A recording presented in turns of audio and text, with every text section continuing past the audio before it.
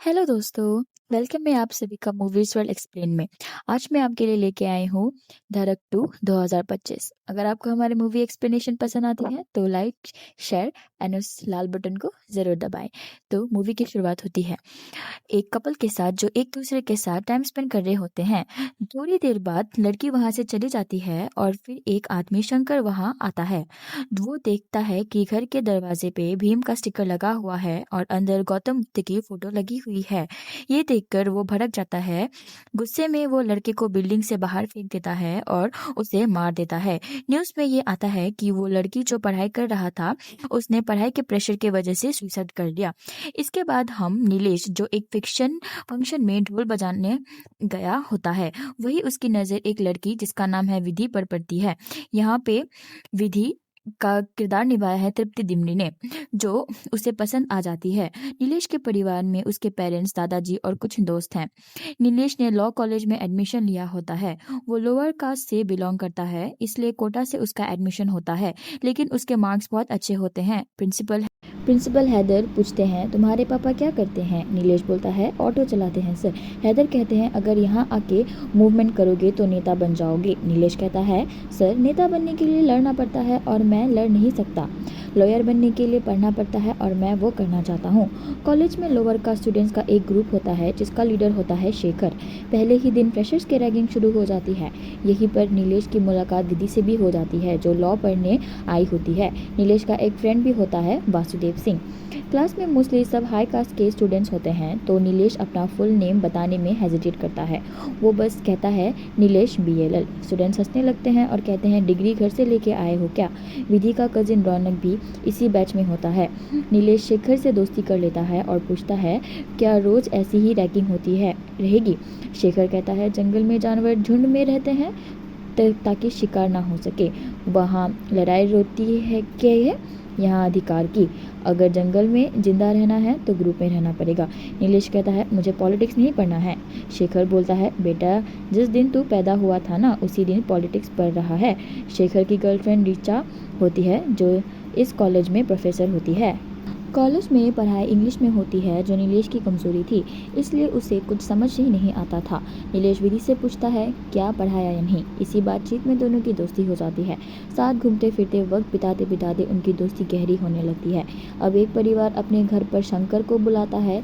लड़की अपने लवर के साथ घूम रही थी, इसलिए उसके भाई ने उसे पीट दिया। मारपीट में लड़की का सर दीवार से टकरा जाता है और उसकी मौत हो जाती है। वो शंकर को प्रॉब्लम सॉल्व करने के लिए बुलाते हैं।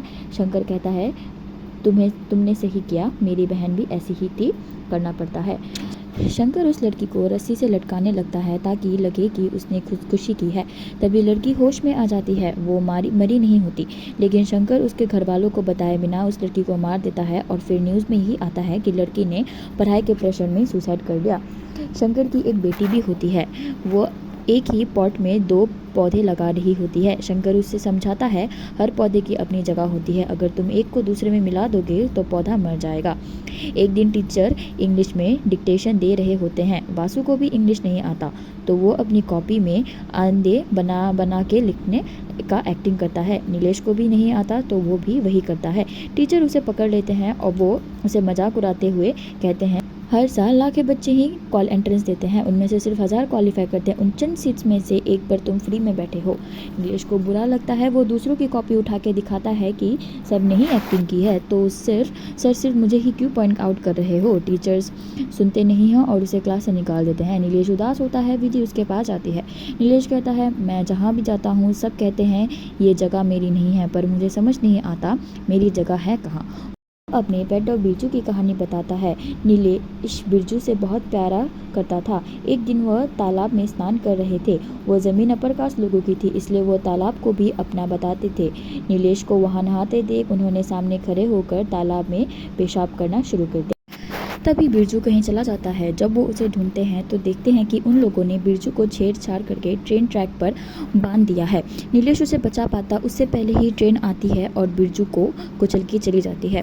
ऊपर से पुलिस नीलेश और दोस्तों को उठा लेके जाती है, कहकर कि वो पानी चुरा रहे थे। नीलेश की माँ पुलिस ऑफिसर से पूछती है, क्या सबूत है कि मेरे बेटे ने पानी चोरी की? पुलिस ऑफिसर उनकी बात सुनने के बजाय उन्हें खींचकर उनके बेटे के सामने थप्पड़ मार देता है। तभी माँ लॉयर लेकर आती है। तब पुलिस ऑफिसर उन्हें छोड़ देता है। माँ नीलेश से कहती है कि लॉ पर नीलेश कहता है, मैं पॉलिटिक्स करने जा रहा हूँ, जॉब करूंगा, पैसे कमाऊंगा, फिर कोई तुम्हें हाथ तक नहीं लगा पाएगा। माँ कहती है, हम इतना गिर गए हैं कि उठना ही भूल गए हैं। जॉब या करने या पैसे कमाने से कुछ नहीं होगा। बात जॉब की नहीं है, पावर की है। जब बाबा साहेब को कोई हाथ क्यों नहीं लगा पाया? क्योंकि उनके पास पावर थी। यही वजह थी कि नीलेश लॉ पढ़ने आया। वो अपने लोगों की आवाज बनना चाहता था। उसको कंधे पर जिम्मेदारी थी। विधि कहती है, मैं तुम्हें इंग्लिश सिखाऊंगी, तुम लॉयर बनोगे। पढ़ाई, मस्ती, घूमना सब साथ चल रहा होता है। एग्जाम्स में नीलेश के बहुत अच्छे मार्क्स आते हैं तो अब टीचर्स भी उसे कुछ नहीं कहते। विधि की सिस्टर की शादी होती है। विधि बोलती है कि वो अपने 2 फ्रेंड्स वासु और नीलेश को बुलाएगी। पापा पूछते हैं पूरा नाम। नीलेश को अपना सरनेम सुनना पसंद नहीं होता, इसलिए वो गेस्ट लिस्ट में अपना पूरा नाम नहीं लिखता। विधि नीलेश को इनवाइट करती है शादी में आने के लिए। नीलेश को पता चलता है कि विधि की माँ नहीं है। विधि बताती है कि जब वो 8th क्लास में थी तब माँ कैंसर से गुजर गई थी, तब से पापा ही उन्हें संभालते रहे हैं। नीलेश उसका हाथ पकड़ता है इमोशनल सपोर्ट देने के लिए। विधि और इमोशनल हो जाती है और दोनों किस करने लगते हैं। पहले नीलेश रुकता है सोचकर कि ये गलत है, फिर कहता है रहने दो, क्या सही क्या गलत, और वो भी उसके किस करने लगता है। एक दिन शेखर नीलेश से पिटीशन पर साइन करने को कहता है। नीलेश बोलता है, मैं यहाँ लड़ने नहीं पढ़ने आया हूँ। शेखर कहता है, हाँ दिख रहा है कितना पढ़ रहा है। ये लड़ाई तेरी भी है, वरना जहाँ हम खड़े हैं कल तू भी वही खड़ा होगा। शेखर पेन उठाता है और कहता है, इस छोटी सी कैप को देख रहा है, यह पेन का सबसे छोटा हिस्सा है, फिर भी हमारे सर पर बैठा है। नीलेश कहता है, ये मेरे लिए तलवार नहीं एक पेन है बस। फिर नीलेश तैयार होकर शादी में जाता है। थोड़ा हेजिटेट होता है, लेकिन विधि उसे कंफर्टेबल फील करवाती है। हर जगह उसे अपने साथ खड़ा रखती है। विधि नीलेश को हर फंक्शन में इंक्लूड कर रही थी, लेकिन विधि के पापा, भाई और अंकल को ये सब बिल्कुल पसंद नहीं आ रहा था। उन्हें समझ आ गया था कि दोस्ती से ज़्यादा कुछ चल रहा है। विधि के पापा उसे अकेले बुलाकर बात करते हैं। उसी वक्त बाहर रौनक कुछ लड़कों के साथ मिलकर नीलेश की बेईमानी तरीके से पीटना शुरू कर देता है। पापा भागते हुए सबको भगाते हैं, लेकिन रौनक नीलेश को गाली देकर धमकी देता है। विधि के पापा कहते हैं, विधि से दूर रहो वरना ये तुम्हें भी मार देंगे और विधि को भी। कॉलेज में साथ पढ़ते हो इसका मतलब ये नहीं कि तुम दोनों बराबर हो। समाज में हमारी इज्जत खत्म हो जाएगी। अगर कुछ समझ नहीं आ रहा तो कम से कम विधि के बारे में सोचो। इस हादसे के बाद नीलेश अंदर तक डर जाता है। उसे समझ नहीं आता उसके साथ क्या हुआ। वो बिना कुछ बोले चुपचाप विधि से दूर रहने लगता है। कॉलेज जाना ही भी बंद कर देता है। कॉलेज वीसी शेखर को सस्पेंड कर देता है। शेखर प्रिंसिपल हैदर से कहता है, हमारी पढ़ाई, रिसर्च सब इस फेलोशिप पर डिपेंडेंट है, फिर भी आप सब कुछ बंद कर रहे हैं, अपने सिस्टम को पैरालाइज कर दिया। हैदर कहता है, वो लोग समझते हैं कि तुम यूनिवर्सिटी के पैसे से पॉलिटिक्स चलाते हो। देश में 30 लाख लॉयर्स की कमी है और तुम यहाँ दंगे कर रहे हो। बच्चों को पढ़ने दो, कॉलेज जाने दो, तब मैं देखूँ क्या हो सकता है। तब विधि नीलेश के घर आकर पूछती है, तुम मुझे इग्नोर क्यों कर रहे हो? नीलेश उसे अपने आसपास के लोगों का हाल दिखाता है और कहने की कोशिश करता है कि हम अलग हैं, हमारे बीच फ़र्क है। वो कहता है, तुम्हारे घर में सब लॉयर्स ऑफिसर्स हैं और हमारे यहाँ कोई गटर साफ करता है, कोई चौकीदार है, हम चमड़ा का काम करते हैं। इसी बीच दोनों एक दूसरे को याद करते हुए अलग अलग घूम रहे होते हैं। काफ़ी टाइम बाद नीलेश वापस कॉलेज आ जाता है। रौनक उसे फिर से बदतमीजी से बात करता है, लेकिन इस बार नीलेश चुप नहीं बैठता और उसके चेहरे पर थप्पड़ मार देता है। प्रिंसिपल नीलेश को कहते हैं, अपने फादर को बुला कर लाओ, अगर नहीं लाए तो तुरंत कॉलेज से निकल जाओ। नीलेश नहीं चाहता था कि उसके पापा को कॉलेज बुलाया जाए ये या उनके सामने ये सब बात पहुँचे। तब वासु उसे एक आदमी के पास ले जाता है जो फेक फादर बनने के लिए तैयार हो जाता है। जब नीलेश अपने नकली बाप को प्रिंसिपल के सामने लेकर आता है तो असली एक्टिंग करते करते वो आदमी प्रिंसिपल के सामने नीलेश को मार देता है। प्रिंसिपल उस पर दया करके कोई एक्शन नहीं लेते हैं। नीलेश देख लेता है कि शेखर प्लेटफॉर्म पर बैठा है, उसे देखकर वो आगे बढ़ता है। राना के कुछ दोस्त साइड में मजाक उड़ा रहे होते हैं कि देख उसके पापा ने उससे पीटा। नीलेश जाकर सीधा राना की सीट पर बैठ जाता है। राना और उसके दोस्त उसे हटाने की कोशिश करते हैं, लेकिन नीलेश बिल्कुल रिएक्ट नहीं करता। राना कहता है, भूल गया शादी में मैंने तेरे साथ क्या किया था, गलती कर दी तुझे छोड़कर। यह सुनकर नीलेश गुस्से में आकर उसे पीट देता है। विधि वहां मौजूद होती है और उसको शक हो जाता है कि शादी में कुछ तो हुआ था। इसी वजह से नीलेश उसे दूर भाग रहा होता है। वासु पूछता है, तू रोज लड़ाई क्यों कर रहा है? नीलेश कहता है, जाके उससे पूछ, वो तुम्हारी जाति का है। विधि पूछता है, शादी में ऐसा क्या हुआ था? नीलेश कहता है, सब तुम्हारे सामने है, पर तुम देख भी नहीं सकती और सुन भी नहीं सकती। विधि की बहन उसे समझाती है, जो तुम कर रही हो इससे पापा की इज्जत खराब होगी, उस लड़के से बात करना बंद करो। विधि गुस्से में राणा से पूछती है, शादी वाले दिन तुमने नीलेश के साथ क्या किया था?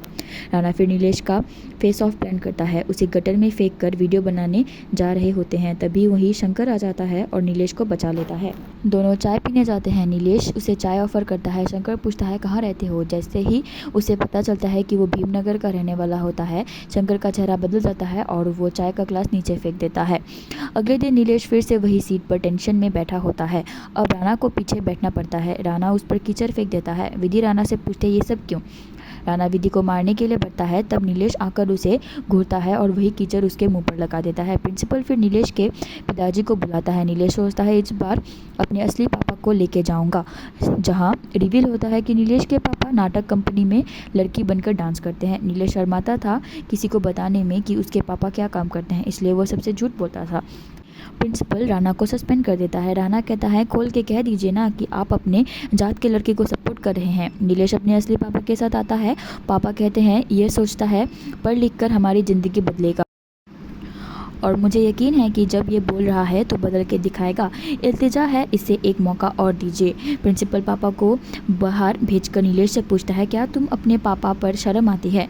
नीलेश कहता है, मुझे पापा से शर्म नहीं आती, बल्कि उनके काम से आती है। प्रिंसिपल कहते हैं, नहीं, असल में तुम अपनी पहचान से शर्माते हो। नीलेश कहता है, इस आइडेंटिटी के साथ रहना मुश्किल है सर, हर रोज़ कोई ना कोई याद दिला देता है कि हम इंसान ही हैं।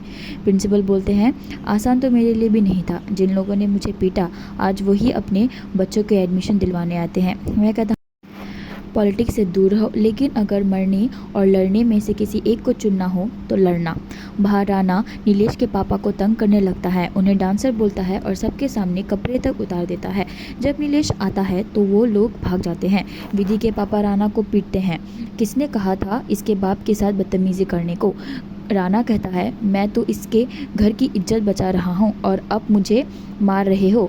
वो लड़की भागेगी उसके साथ, नाम इज्जत सब डूब जाएगा। विधि गुस्से में कहती है, घर की इज्जत सिर्फ मुझ पर क्यों है? किसी ने मुझसे पूछा, ये जो सब कर रहे हैं उन पर इज्जत क्यों नहीं है? अंकल बोलते हैं, मैं तो पहले से ही कह रहा था, लड़की को सर पर मत चढ़ाओ, इज्जत चली जाएगी और ऊपर से ना कोई बेटी देंगे ना लेंगे। लड़की को तो कुछ नहीं कर सकते, पर उस लड़के को जेल में डाल देंगे। नीलेश गुस्से में अपना कुर्ता उतार कर लड़ने जाता है। माँ कहती हैं, तुम्हारे पापा के साथ पहली बार नहीं हुआ है। पापा कहते हैं, लड़ाई ऐसे नहीं लड़ते, तुम मेरे डांस पर शर्माते हो, अपने ही लोग मुझसे हंसते हैं, मजाक उड़ाते हैं, लेकिन मुझे डांस पसंद है और मैंने उसके लिए लड़ाई की। तुम किस लिए लड़ रहे हो? नीलेश कॉलेज जाकर शेखर को ढूंढता है, लेकिन वो मिलता नहीं। जब नीलेश उसके रूम में जाता है तो देखता है कि शेखर ने सुसाइड कर लिया। जाने से पहले उसने ब्लू कलर से पोएम लिखी होती है वाल पर। दुख के बदलने में एक चमकता सितारा है, आज नहीं हमारा है पर कल हमारा है। हमें पराए सहारे की ज़रूरत नहीं, अपने ही सहारे हैं, आज नहीं पर कल हमारा है। जो दुनिया से हारे हैं क्या पता उनको, हमारे अपने पैर हैं पर रुकते नहीं, मंजिल बुला रहा है, आज नहीं कल हमारा है। ये कदम समुंदर को पार कर जाते, पहाड़ों को चीर जाते, स्वर्ग ने अपने हाथ जमीन पर रखे हैं। आज हमारा नहीं है पर कल हमारा है, ये बात सच है। दिन एक धुन की तरह होता है, जब तक अंधेरा ना हो, इस रात के बाद फिर सुबह ज़रूर आती है। हर समुंदर का कहीं ना कहीं किनारा होता है, आज नहीं तो कल हमारा होगा। वही नीला रंग नीलेश के चेहरे पर लगा होता है जो शेखर ने अपने हाथों पर लगाया था। नीलेश को एक पल के लिए शेखर और बिरजू एक साथ दिखते हैं। दोनों मुस्कुराते हैं, दोनों भेदभाव के प्रेशर में ही मरते हैं। नीलेश विधि से मिलता है और कहता है, मैं ना बिरजू को बचा पाया, ना शेखर को, और ना ही तुम्हें बचा पाऊंगा, हमें अलग होना पड़ेगा। विधि मना करती है तो नीलेश कहता है, जाओ पापा से पूछो शादी में क्या हुआ था। वह जा ही रहा होता है, तभी देखता है एक आदमी गाड़ी से गिर जाता है। वह शंकर होता है। शंकर कहता है, बेटा मुझे आगे जाने दो। वो उसे एक सुनसान जगह ले जाता है, फिर पार वार करके बेहोश कर देता है। इधर पता चलता है कि अंकल ने शंकर को पैसे देकर नीलेश को ख़त्म करने की बात की होती है। रौनक पैसे देता है। शंकर कहता है, मैं क्रिमिनल नहीं हूँ, मैं तो समाज साफ कर रहा हूँ, यह पुण्य का काम है।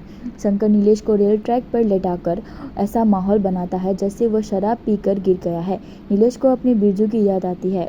उसे भी इसी तरह मारा गया था। नीलेश होश में आता है और मुश्किल से अपने जान बचाता है। शंकर उसका पीछा करता है, लेकिन नीलेश हिम्मत दिखाता है और उसे जोर से पीटता है। रौनक भी आता है, लेकिन नीलेश को आंखों में खून उतर आता है और दोनों भागने लगते हैं। नीलेश पीछा करता है और रौनक को पकड़ के मार देता है। रौनक घर पहुंचता है, पर नीलेश रुकता नहीं। शायद मार ही देता, लेकिन आखिरी पल पर उसे जिंदा छोड़ देता है। वह सबके सामने, पूरे मोहल्ले और विधि के सामने सब कुछ बताता है कि अब तक उसके साथ क्या हुआ। नीलेश कहता है, मैं रामपुर में पैदा हुआ। वहाँ ना सड़कें हमारी थी, ना ज़मीन हमारी थी, ना पानी हमारा था। जिंदगी भी हमारी नहीं थी। मरने के बारी आई तो शहर चले आए जिंदा रहने। सोचा सब बदल जाएगा, लेकिन कुछ नहीं बदला। सड़कें बड़ी हैं, बिल्डिंग्स ऊंची, पर सोच वही छोटी है। हम अपनी हालत बदल सकते हैं, लेकिन अपनी चाहत नहीं। बात पैसे की ही नहीं, ताकत की है। इसलिए मैंने पढ़ाई की, मेहनत की, कॉलेज में एडमिशन लिया। मैं उड़ने वाला था, लेकिन तुम लोगों ने मेरा आसमान छीन लिया। तुम सोचते हो हम गंदे हैं और तुम साफ, लेकिन तुम लोग गंदे हो जो इंसान को इंसान नहीं मानते। ये सब सुनकर विधि पूरी तरह नीलेश के सपोर्ट में खड़ी हो जाती है। अंकल डंडा लेकर आगे बढ़ते हैं मारने के लिए, पर सब लोग रोक देते हैं। तब विधि अपनी पूरी ताकत से चिल्लाती है और सब सुनना सन्नाटा हो जाता है। आज उसने चीख कर सारी फ्रस्ट्रेशन निकाल दी। फिर नीलेश के माता पिता सबके सामने उसे गले लगाते हैं। अगर पहले किया होता तो हमें ही मारा जाता। शंकर ने जो इरादा लिया था कि इंटरकास्ट लव करने वालों को ख़त्म कर दिया जाए, आज उसका प्लान फेल हो गया। प्लान फेल हुआ तो वो खुद ही ट्रेन के सामने आकर सुसाइड कर लेता है। कहानी थोड़ी आगे बढ़ती है। एग्ज़ाम चल रहा होता है। नीलेश की पेन ख़त्म हो जाती है, तब राणा उसे अपनी पेन देने आता है।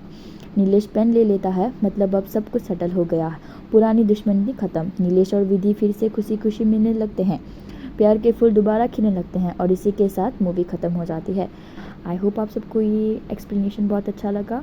Please, I am just a beginner, तो मुझे प्लीज़ सपोर्ट कीजिए। एंड मैं ऐसे ही आप लोगों के सामने और मूवीज़ एक्सप्लेनेशन एंड मूवीज़ लेके आऊँगी। Please support. I love you all. Thank you guys.